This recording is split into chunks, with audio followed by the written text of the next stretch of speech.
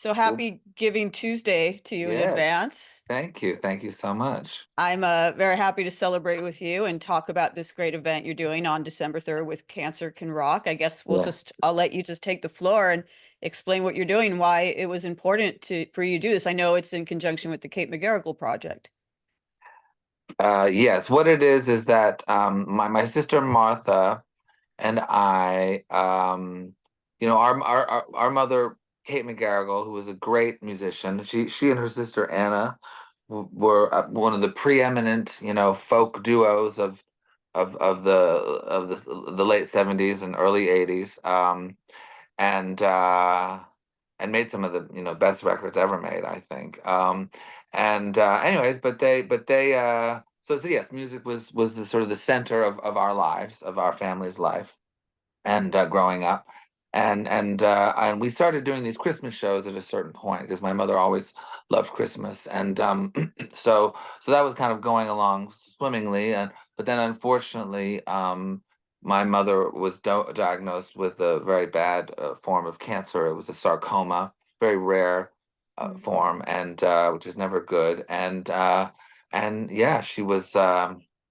Yeah, the outlook was not positive. So at that point, my mom, who knew that pretty much that she didn't have much time left, she decided to really shift the focus of these Christmas shows into more of a with more having more of a charity base to them, and we started raising money for sarcoma research, and she really, used that as a way to, just get her mind off of what was happening in her life, and so we did that for about 3 years, and as her health declined, and they were amazing concerts. In fact, her last one was in London at the Royal Albert Hall, and it was a packed, and all these special guests like Boy George and Neil Tennant and Brian Eno. Everybody was there. So her last concert was at the Royal Albert Hall, and that was a great way to go. That was Um, sorry to interrupt, but that was not long before she passed. She was pretty much performing yeah, to yeah, the yeah. That end, was right? that was the year she died. That was a few months before she died. Yeah, no, she Wow. sang up until the end, and Wow. and and music was such a kind of powerful tool for her to both, forget about what was going on and also face what was happening. She was able to sort of, do both of that at the same time. Um, and she wrote this amazing song actually called Proserpina, uh, which is the myth of Persephone, and which we still sing at every Christmas show, and Martha has an amazing version of on one of her albums. Anyway, so when she after she died, my sister Martha and I, we decided to, keep up the work, keep up that work of donating, of raising money for sarcoma research. But as the years progressed, we kind of realized that though we always will want to give money to that cause, we were sort of in the little leagues in terms of cancer donations, in terms of medical research. People give hundreds of thousands of dollars, to hospitals and stuff, which is fantastic.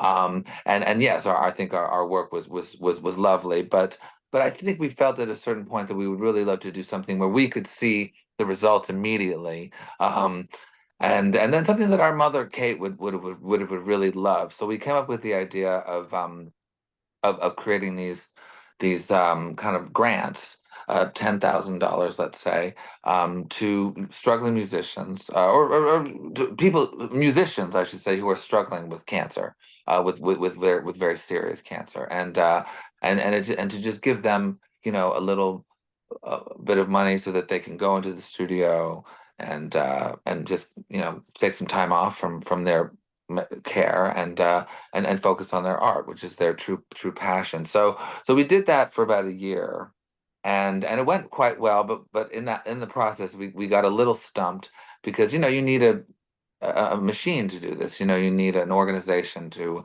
get it going, and we're not so equipped for that. My sister and I, in terms of the logistics and all of that. But lo and behold, I this wonderful organization, Cancer Can Rock, got in touch with us, and I looked at their mandate, and I realized that they were doing exactly what we wanted to do, which is that they, raise money for musicians who are struggling with serious cancer, and they, put them in the studio and really support them in their artistic exploits. And so immediately I said, we should join forces with this organization, and put Kate's name on it, or attach Kate's name, put Kate's name with it, Mm. and go forth. So we got in touch with them, and it's been, just a really beautiful voyage since. And on December 3rd, Giving Tuesday, we are launching Folk Cancer, the Kate McGarrigle project, which is in with I like the name. yeah, and we're gonna do a little cocktail party at Lou Reed's old house, in the village, and the wonderful Laurie Anderson, is letting us do that, and it's gonna be a very select crowd. I can't invite nobody's invited to this. On this who's watching this now, because we wanted to keep it small and intimate, and so forth. But at a certain point, we'll be doing a live stream, and Martha and I will be singing songs of our mothers, probably mostly, and also talking about, the project, and so if you donate for Giving Tuesday to this, to Folk Cancer, the Kate McGarrigle project, or also Cancer Can Rock, you can get in on this live stream with us and be present for the launch of this amazing project. And then, our plan is to continue and start having events that you can come to. And that's so we can make it a bit bigger of an operation, and also incorporate our Christmas shows with that, and other things. So that's sort of, I think, most of it in a nutshell. Um, I'm trying to phrase this question in a way that won't sound like corny or cliche or Yeah, hallmarky, but right, right. do you think that music heals or can be medicine? Yeah, You talk about how your yeah. mother was singing almost up until the end, Yes, yes, and yeah, I don't know if you have any theories yeah. that the fact that she was doing that maybe prolonged her life or could Yeah, prolong the lives of people who are sick with anything to, yeah. I mean.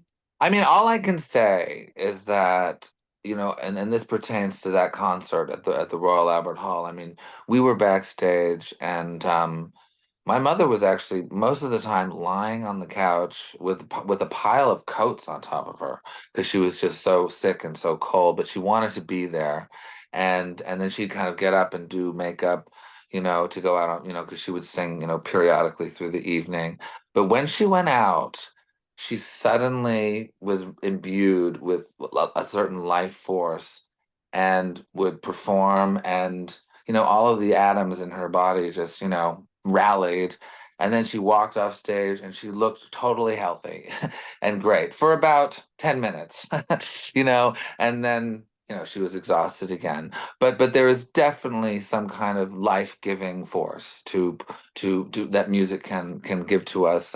Whether, we have to pay the price for it, I don't know. But I think for anybody struggling with cancer, just any moment you can have where you feel health and you feel power and you feel inspiration is just so valuable, and also very meaningful, because it is, as I said, it's also a way for a cancer. And I can't talk to this personally, I just saw my mother go through it, but it's a way Mhm. for you also to process what's happening, and what might happen, in the end. So it's deep. Yeah, I hope you don't mind me asking about this, but I did read I think an interview you did with The Guardian, that you sang with your mother in the hospital when, Yes, at the end. Do you mind yes. me asking about that, or if No, it's too no, no, okay? no, no, no. It wasn't actually in the hospital. It was Okay. and it was in our home. Oh, okay. She died at home. Okay. But yes, we had, after she went into a, we didn't I didn't sing much. I will say this, I think for the last few days, or about the last week, she didn't want to hear any music. You know. Really? Yeah, yeah. I think it was at that point it was a little too emotional for her. Like she, Okay. she was just she wanted silence, which I get, she just didn't want, it was mostly about being silent, which is the ultimate music in certain ways. One can Mhm. argue, like true silence. So she wanted silence at the very end. But then once she went into a coma, everybody gathered around, and even, Emmylou Harris came up, from Nashville, and my dad came up, and we all sang for about a day around her, and I will say that was probably mostly for us, but Yeah. but it was, incredibly powerful, and I don't know, I think she was deserving of that type of drama. My Were mother was that type of figure. were there specific songs that, whether you were singing them for Yeah, yourselves yeah. or Well, for one of the her? most amazing things that happened, we sang a whole bunch of things, and I would play like opera recordings that we loved and different things. But there was one song, "À la Clairefontaine," which is an old French folk song that she sang to me. I sang it to our daughter, and it's probably gone back, hundreds of years, maybe even like 1,000.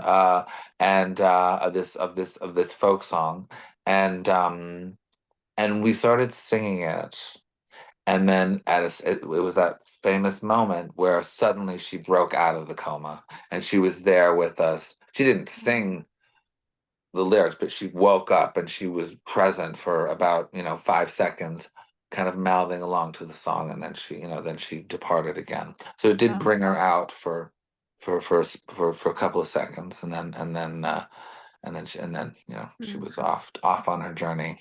It's an amazing story. Thank you for sharing that with me. I've noticed actually in your own work recently, correct me if I'm wrong, but no, I'm not talking about Dream Requiem, which I do Yeah. want to ask you about, but like more recent records you've put out, you've been singing more about family and Yes. marriage and things like Yes. that. Yeah. So Yeah. I'd Yeah. love to Yeah. ask you about how that kind of mindset ties in to what you're doing, that like, kind of like family themes are part of Yeah. your own Yeah. work. Yeah. Yeah. Yeah. Well, I've always written about my life, for better or for worse. In fact, one of my favorite kind of experiences of late is that, I've really gotten into Randy Newman, Mm. and I didn't know that none of his songs are about him.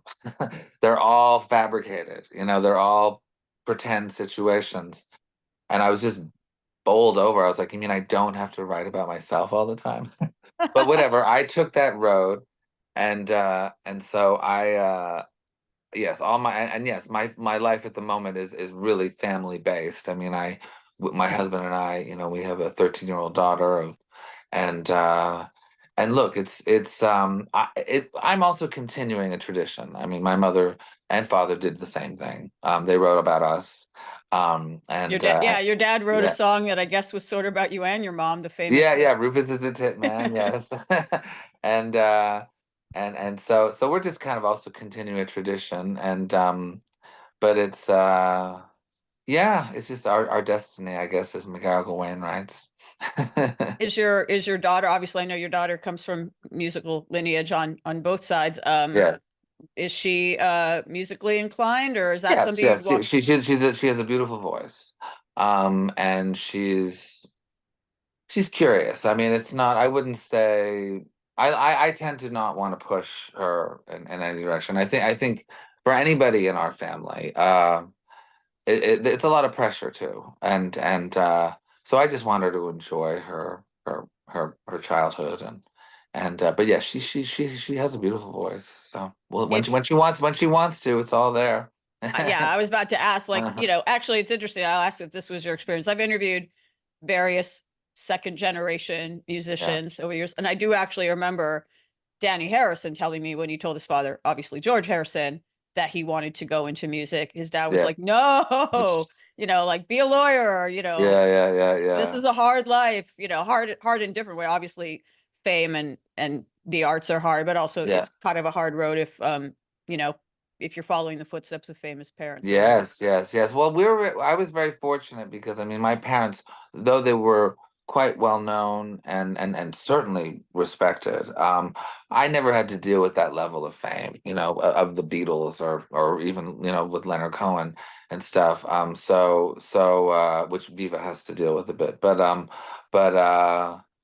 yeah, so I was blessed in not having to deal with that. I could see that being very difficult. But that being said, if you need to do it, you need to do it, and that is what dictates the path with music. It really, you have no choice in the matter. So you just have to go for it if it tells you to. So if your daughter does eventually say Yeah, one day, yeah, I want yeah, to go into music, yeah. you'll be like, no, you won't be like, no, become a No, doctor, no, go no. to. I'd be like, no, then, yeah, no. I would support her all the way, and yeah, I'd be totally into it actually, because I'm Awesome. used to. I mean, that's what I'm used to. So. Am I correct in the timeline of her birth was not long after your Yeah, mother's? no, she was born about a year after my mom died. Oh, wow. So it was sort of yeah, there was a transfer of some sort in the I was, ether. again, I didn't want to ask a corny question, but like there are people that do believe that, Yeah. do you feel that those two Yeah, no, I mean, events are look, connected? that whole period in general around my mother's death was a very mystical time, and obviously heartbreaking and dark and so Hmm. forth, but also magical in a lot of ways. And there is, one of the for anybody whose mother is dying. I mean, the best word that was the best advice that was given to me is that your mother gives birth to you twice, once when you're born and once when she dies, and it really was that kind of like full blown experience where it was like this whole new world was opening up, and for better or for worse, and yeah, and so I actually cherish that time deeply, deeply, and feel so fortunate that I was able to be around for it as well. Absolutely. So, I did mention Dream Requiem. Yes, I know that record won't be out till January, but yes, that's something to yes, look forward to in the new year yes, after Giving Tuesday. yeah, Can you tell me a bit about that? I have some notes about it. I know you wrote it during the pandemic, or at least, yes, yes, so yes, yeah, I'd yeah. love It to. It started. sounds amazing. I can't wait Yeah. to hear it. Yeah, no, it's look, I as well as doing, pop music and stuff, I also I'm now, I guess, a classical composer as well. I mean, composed two operas and some other works, but this is my Requiem Mass, which is it's a complete classical piece, and I'm very excited about it because it did, as I said, I wrote it mostly during COVID, and it really came out galloping. Uh, Whether it was like pent up latent Catholicism, I don't know, or just the fires in California at a certain point, and of course just the state of the world in general. Just that whole Latin death mass thing was really speaking to me, and whether it was redemption or damnation or hellfire or heaven. So it has that, and then of course within that there's this poem called Darkness by Byron, and that poem too, that specifically talks about ecological destruction. It was a poem that was written in 1815, after this insane volcano had erupted in Asia, and the whole world was dark for a year, and nobody knew what was happening, and everybody thought the world was ending. And in fact, it was the year that Frankenstein was written and so forth. So it was kind of a gothic year, and so that poem is about what if everything would crumble, and sadly we're now faced Yeah. with that possibility, and so and whether it's that or just the state of the world in general with wars and stuff like that, this piece is engaged in that Yeah. battle, and I think we are in a time where we just have to face a lot of this stuff, and so yeah, come hear it because it's talking about what's happening.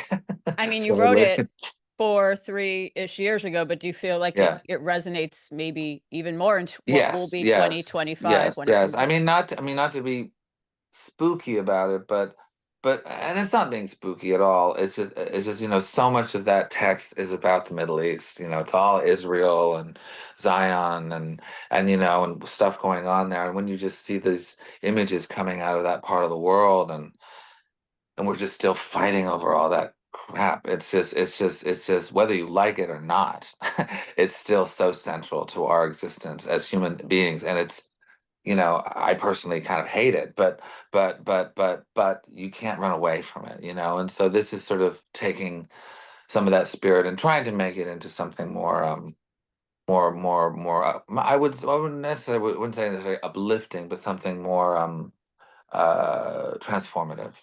It's interesting because I mean, not that I would expect you to remember this, but I remember one of the times I've interviewed you in the past was when Sword of Damocles came out, Yes, which yes, was yes. also like referencing, old Yeah, yeah, mythology and yeah, literature, but yeah, was yeah. very topical for what year was that? 2018, Yeah, yeah, that 17. was around the first Trump period. Yeah, yeah. So, So that's kind of like become now like, do you do that? Do you like read a well, lot of like, look, I do, as an artist, I do feel very strongly that these dark times are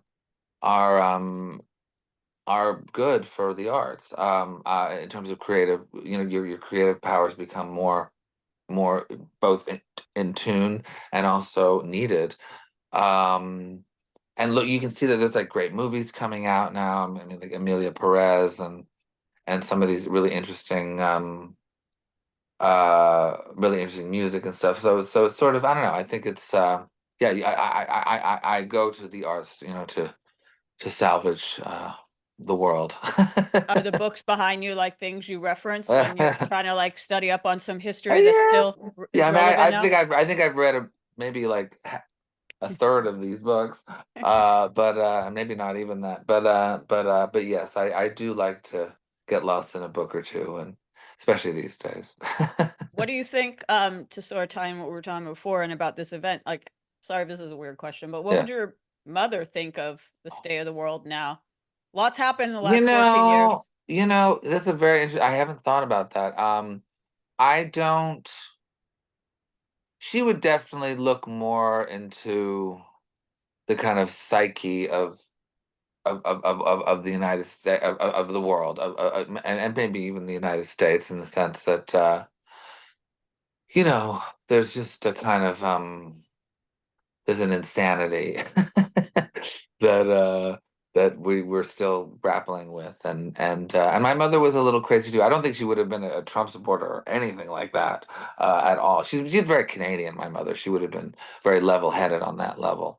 But nonetheless, I mean, she she liked a good dramatic time as well. So I don't think she would be. I think she would be depressed, but I think she would also be kind of up for the fight, shall we say? Are you living in Canada now? I assume you have No, a no, I live in LA at the moment. Yeah, are you we're here. thinking about moving to Canada? Because Well, I have a I've been Canadian trying pass. to. Yeah, yeah, I have a Canadian passport, so it's Yeah. it is an option, Do you thankfully. feel, I mean, well, it's great to have that option. Yeah. I'm a bit Yeah. envious, I have to say. Yeah. Do you feel, I mean, we don't know what the future's gonna hold. Hopefully, it won't be as dire as some of us might fear, but do you feel Yeah. like your music that you put out, come in the next few years will lean more towards you say you Well, usually I write mean, I about really, I yourself. really, I really do think that the Dream Requiem is going to be an important touchstone artistically for this era. Um, I mean, I sound really, you know, whatever, arrogant maybe saying that, but it is. I don't know.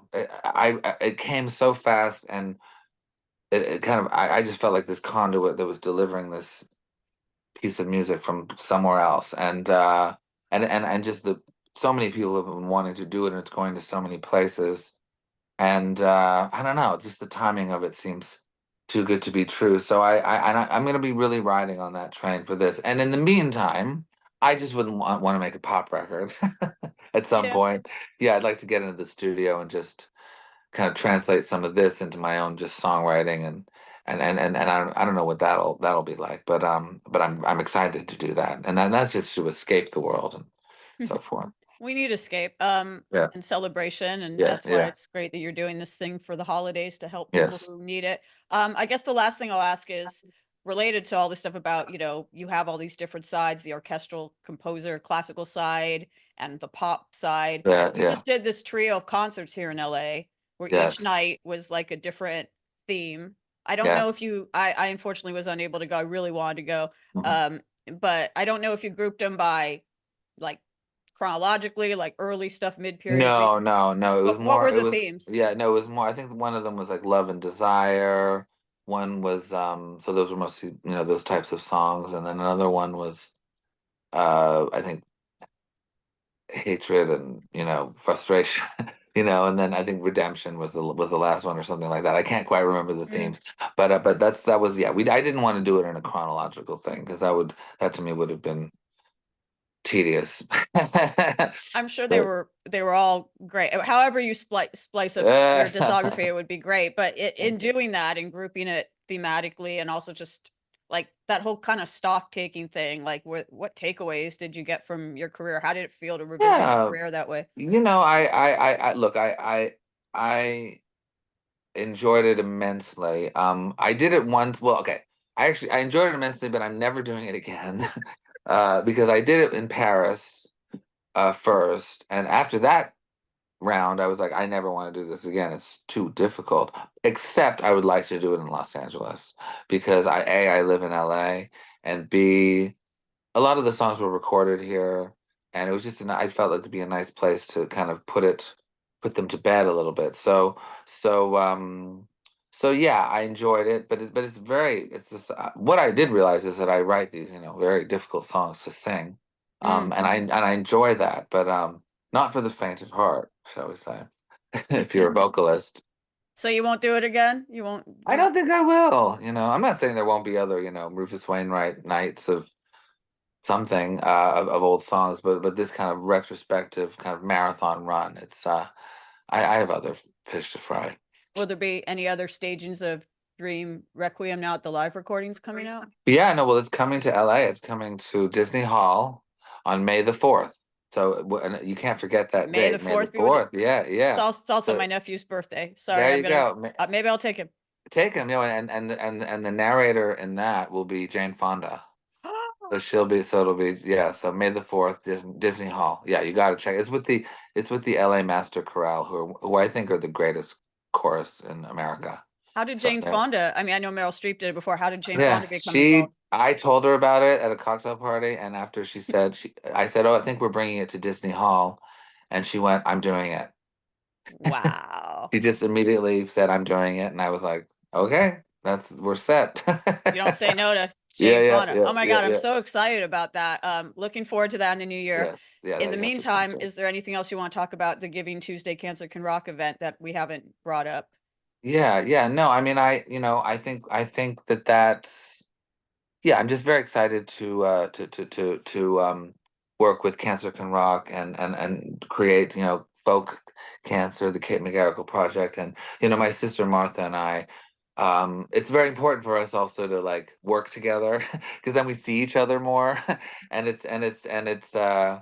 'cause she lives in Canada, so it's there's just a special magic when her and I especially are together, honoring our mother's memory, and so I think you'll get people will get a kick out of it. Am I incorrect in thinking that there was maybe at least at one time that you and Martha had some kind of Yeah, friction? no, no. When my career first started, there was a lot of jealousy Mm.